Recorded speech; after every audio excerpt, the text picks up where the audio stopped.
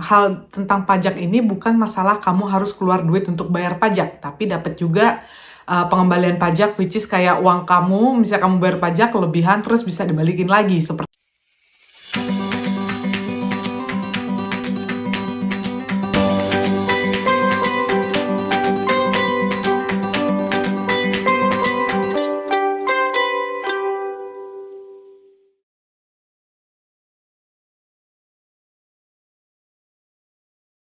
Halo semuanya, balik lagi di channelku, Florentina.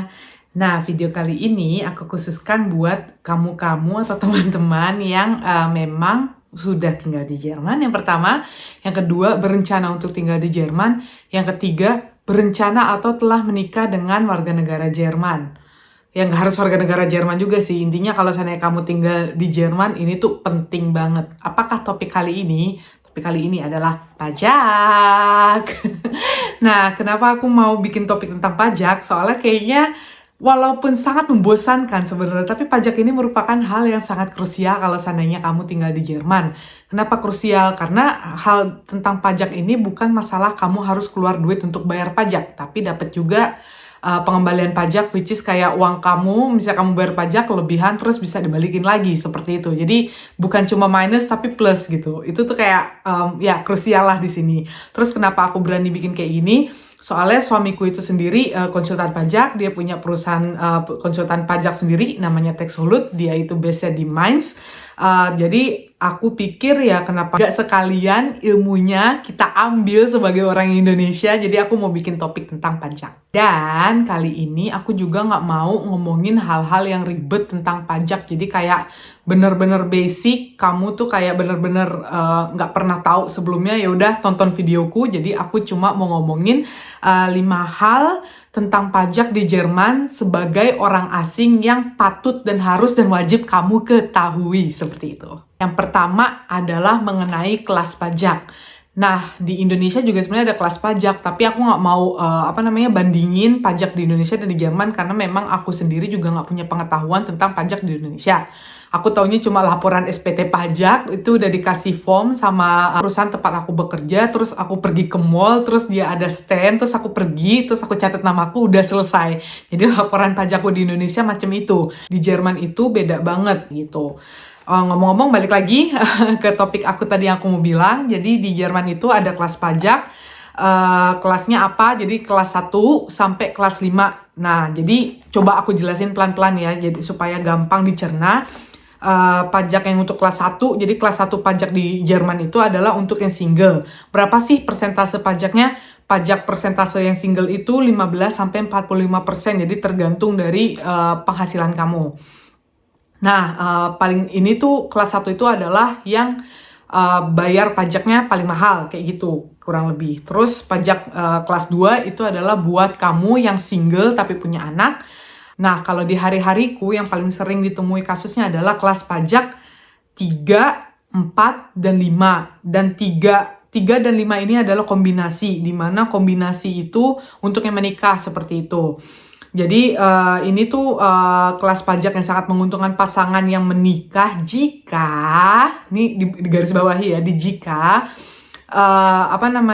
suami kerja full time misalnya. Jadi contohnya aku aja deh dulu gitu. Jadi suamiku kerja full time, kita udah menikah gitu kan.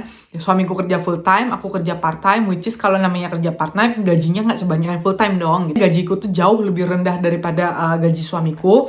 Makanya kita pakai kelas pajak 3 dan 5. Terus selain selain 3 dan 5 ada juga kelas pajak 4. Kelas pajak 4 itu untuk suami istri yang penghasilannya kurang lebih sama, jadi bedanya nggak terlalu jauh. Mereka itu pakai kelas pajak 4. Once kamu sudah menikah di Jerman, itu tuh pajaknya dihitung per family. Di keuntungan 3 dan 5 itu, yang tadi aku bilang kalau seandainya penghasilan kamu beda jauh sama suamimu, kenapa pakai 3 dan 5? Karena potongan pajaknya itu dikenakan pada penghasilanku yang lebih besar. Jadi ini nih hitungan kasar sih ya, karena kalau misalnya persentase pajak itu nggak bisa ditentuin dari video atau omongan aja gitu. Jadi kayak cuma Steuerberater yang bisa nentuin pastinya berapa. Atau misalnya kamu sendiri juga bisa sih ngitung sendiri atau bikin laporan pajak sendiri, misalnya pakai software yang ada di internet. Tapi apa namanya, itu tuh ada risiko besar untuk menjadi salah hitung seperti itu. Jadi amannya sih pakai Steuerberater kalau mau. Terus pajak mana sih lebih murah? Itu tuh kelas 3 sama 5 atau kelas 4 dan 4 dalam dalam kasus kalau seandainya kamu tuh pasangan sudah menikah dan tinggal di Jerman seperti itu. Itu jawabannya adalah relatif, tapi kalau misalnya menurut suamiku sih sebenarnya 3 dan 5 atau 4 dan 4 itu tidak memberikan peranan yang sangat penting karena in the end sebenarnya potongannya sih sama-sama aja gitu. Jadi kebanyakan kasus 3 dan 5 itu potongan pajaknya tuh jauh lebih besar di awal. Jadi nanti kalau seandainya diurus Steuererklärung atau laporan pajaknya di Jerman itu tuh pada akhir tahun biasanya balik uangnya banyak gitu. Tapi lagi-lagi ini tuh balik lagi ke pemasukan dan pengeluaran pasangan masing-masing. Jadi nggak bisa dikatakan per se seperti itu. Poin penting yang kedua, kalau kamu orang asing di Jerman terus kamu misalnya mau mengurusin pajak kamu nanti dan supaya nggak kesusahan, ini tuh penting banget karena pengalaman suamiku adalah orang asing itu nyimpen dokumennya nggak rapi gitu. Jadi kayak nggak usah orang asing deh, aku ngomongin orang Indonesia aja kan emang banyak lah ya gitu orang Indonesia yang di Jerman. Terus kebetulan mereka itu dari belum menikah terus sudah menikah terus mereka mau ganti kelas pajak terus nggak mau ribet, datanglah ke suamiku, jadi suamiku yang ngurus. Nah terus suamiku itu tanya, coba ini ada slip gaji nggak? Terus slip gajimu mana yang lengkap selama setahun tiap bulan? Terus sama data-data pengeluaran, terus bayar sewa apartemen kamu berapa segala macam. Pokoknya segala slip-slip dan informasi-informasi yang terkait dalam hal itu. Nah, si orang Indonesia ini banyak banget yang nggak punya gitu. Jadi jangankan data-data pengeluaran yang besar-besar gitu misalnya, tapi mereka tuh kayak slip gajinya itu tiap bulan dapat, itu kayak dibuang gitu aja. Itu di Jerman itu big no-no. Big no-no. Jadi semua, especially termasuk dan khususnya itu adalah slip gaji misalnya, itu tuh harus banget kamu simpen karena kamu nggak tahu nanti ke depannya juga bakal mau ngurusin apa kayak gitu. Jadi pelajaran untuk orang asing yang mau tinggal di Jerman itu adalah simpen semua dokumen-dokumen terkait yang kayak tadi aku bilang itu dengan rapi, jangan berantakan gitu. Jadi kalau seandainya in case nggak termasuk cuma masalah pajak tapi masalah apapun ke depannya adalah kalau seandainya kamu butuh, itu tuh kamu tinggal lihat ada di folder gitu, kayak gitu. Terus contohnya apa aja sih seandainya kamu nggak punya ide selain slip gaji. Jadi aku bisa bilang misalnya selain slip gaji itu ada slip biaya asuransi kamu berapa, pengeluaran kalau kamu punya asuransi kesehatan, asuransi mobil, asuransi rumah. Tuh kenapa sampai beribet. Terus slip sewa apartemen, terus sama misalnya slip pengeluaran itu contohnya kalau seandainya nih kayak aku YouTuber, walaupun seandainya belum menghasilkan uang, tapi kalau nanti kalau sudah menghasilkan uang, misalnya aku mau beli handphone baru atau seandainya aku mau beli laptop baru semacam itu. Ini cuma contoh aja ya. Itu tuh slip-slip pengeluaran seperti itu yang biayanya besar-besar, aku simpen dan in the end of the year aku tuh bisa ngurusin balik pajak. Jadi pasti ada potongannya sekian persen pajakku diringankan. Nah, tapi harus ada slipnya, kayak gitu. Jadi kalau slipnya hilang, lupakan saja. Yang ketiga adalah, kalau seandainya kamu punya bisnis sendiri, atau misalnya kamu mau memulai bisnis sendiri, itu adalah wajib bikin laporan pajak setiap akhir tahun gitu. Termasuk freelancer juga. Dan kayak yang tadi aku bilang, kalau misalnya kamu YouTuber dan udah ada iklannya, wajib bikin laporan pajak. Walaupun penghasilan kamu cuma, 12 sen, 13 sen, $50, 50 euro. Itu wajib banget bikin laporan pajak kalau di Jerman. Seperti itu. Punya bisnis sendiri juga, aku kan contohnya YouTuber ya, tapi bisa juga seandainya kamu bisnis reselling walaupun cuma kecil-kecilan, atau seandainya kamu itu cuma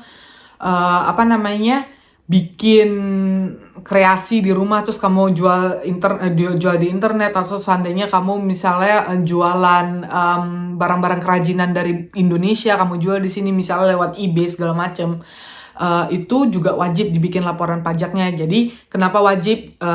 Soalnya ya memang peraturannya seperti itu. Terus kalau seandainya kamu mikir, orang penghasilan gue cuma segini gitu, kalau aku saranin mendingan dibikin aja karena di sini yang pernah aku baca, kamu tuh wajib laporan walaupun uangnya nggak tergantung kalau seandainya kamu tuh harus bayar pajak apa enggak, tapi wajib laporan. Jadi kalau seandainya kamu kena denda atau misalnya kena hukuman atau penalti atau apapun gitu, yang disalahkan adalah bukan karena kamu tidak bayar pajak, tetapi karena kamu tidak melaporkan. Selanjutnya, yang keempat itu adalah biaya pengasuhan anak seperti biaya TK atau kindergarten dan juga misalnya neni, itu bisa ditarik dari total pajak sehingga bayar pajaknya lebih sedikit. Jadi ditarik itu jadi ada potongan pajak, misalnya kamu bayar pajak 1.000, terus ada biaya potongan neni, kamu tuh harus bayar kindergarten, itu adalah sekian persen dari 1.000, itu tuh bakal balik lagi ke kamu kalau diurus di laporan pajak atau Steuererklärung. Yang kelima, ini tuh kalau seandainya suamiku bukan Steuerberater, aku juga nggak bakal tahu. Dan poin ini paling penting kalau kamu sekalian lagi kuliah atau lagi studi di Jerman dan berencana untuk bekerja di Jerman setelahnya gitu. Jadi selesai kamu kuliah terus kamu bekerja, atau bahkan pas lagi kamu kuliah terus kamu misalnya internship, dan internship itu dapat gaji gitu kan. Jadi whatever kamu kuliah, kalau aku atau seandainya Ausbildung atau misalnya Fortbildung bahasa Jermannya, seandainya contohnya kalau misalnya kasus aku Fortbildung. Nah, gelar MBA ini dihitung bukan sekedar master biasa, tapi aku cuma tahu bahasa Jerman itu Weiterführende Ausbildung. Nah, itu dihitung bukan kayak studi biasa. Kenapa juga? Karena untuk studiku ini aku bayar total program untuk masterku misalnya sekitar 13.000 euro gitu. Nah, pas aku udah kerja, aku tuh bisa apply di laporan pajak aku kalau aku tuh punya biaya 13.000 euro ini gitu. Jadi pada akhir tahun, misalnya aku tuh bisa dibilang kebanyakan bayar pajak karena pajak yang aku bayarkan itu bisa dipotong lagi dikarenakan aku harus bayar studiku yang mahal ini gitu. Contohnya kayak gitu. Kira-kira kalian ngerti nggak sih? Aku juga bingung sendiri, saya jelasinnya agak ribet gitu. Jangan sampai kelupaan, sampai 2 tahun ke depan pajak-pajak tersebut bisa diklaim. Jadi pas nanti misalnya setelah lulus kuliah terus kerja di Jerman, itu tuh bikin laporan pajak dan bisa dapat keringanan pajak seperti itu. Terus ada lagi juga yang pengalamanku sih bukan masalah biaya kuliah doang juga yang bisa menjadi potongan pajak. Itu tuh misalnya maksudnya biaya kuliah itu dalam arti kata SPP gitu ya, atau tuition fee gitu. Tapi lebih ke seandainya aku beli laptop atau beli pengeluaran-pengeluaran yang dikaitkan dengan studi aku, lebih ke situ. Mungkin kalau seandainya ada yang studi kedokteran terus misalnya butuh alat-alat khusus, itu bisa dimasukin juga asal kamu punya slipnya yang kayak tadi aku bilang, simpen semuanya. Itu bisa juga nanti ditarik dari pajaknya seperti itu. Demikian video singkatku. Aku mohon maaf sebelumnya, sesudahnya sih karena videonya sebenarnya udah selesai. Aku mohon maaf kalau seandainya aku ngomongnya agak belibet, terus seandainya nggak terlalu jelas penjelasannya. Aku available banget seandainya misalnya teman-teman di sini yang nonton mau tanya-tanya soal pajak atau seandainya masih bingung gitu kan. Kalau aku bisa bantu, aku bantu. Kalau seandainya terlalu ribet atau seandainya bahkan kalian mau ngurus juga Steuererklärungnya atau laporan pajak di Jerman, bisa langsung misalnya kontak suamiku, atau seandainya ke aku dulu juga nggak apa-apa kalau misalnya kamu malu. Banyak orang Indonesia kayak gitu, pasti ke aku dulu daripada aku bilang langsung jelasin ke suamiku aja kayak gitu kan. Tapi mereka suka ke aku dulu, nggak apa-apa juga gitu. Kalau punya pertanyaan atau seandainya penjelasanku nggak terlalu jelas gitu, kamu bisa tanya langsung di kolom komen, atau seandainya kalau misalnya terlalu pribadi, kamu bisa langsung kirim DM ke Instagram aku, itu semuanya linknya ada di bawah. Apalagi ya kalau gitu. Oh iya, kalau seandainya kamu memang mikir kayaknya aku butuh Steuerberater untuk bikin Steuererklärung, karena seandainya kamu mikir itu terlalu rumit, kamu nggak bisa bikin sendiri, atau seandainya kamu takut salah segala macam gitu. Bisa juga lihat langsung websitenya, website suamiku di bawah juga, kamu cek, itu ada bahasa Inggrisnya juga kok, jangan sedih gitu, aku yang bikin. Pamer itu ada bahasa Inggrisnya juga, kamu bisa langsung email juga suamiku, pakai bahasa Inggris juga nggak apa-apa karena dia ngerti, tapi jangan pakai bahasa Indonesia karena dia nggak ngerti. Seperti itu. Dan ya udah gitu aja deh kalau gitu. Makasih ya buat yang udah nonton. Jangan lupa jempolnya di like dulu videoku. Terus seandainya kamu berkenan dan kamu ngerasa videoku itu ada manfaatnya, jangan lupa di share juga. Dan ya, sampai ketemu di videoku selanjutnya. Ini masih ada lanjutannya itu. Aku mau ngomongin soal pajak jadi YouTuber di Jerman. Jadi stay tune di channelku. Sampai ketemu lagi. Dadah!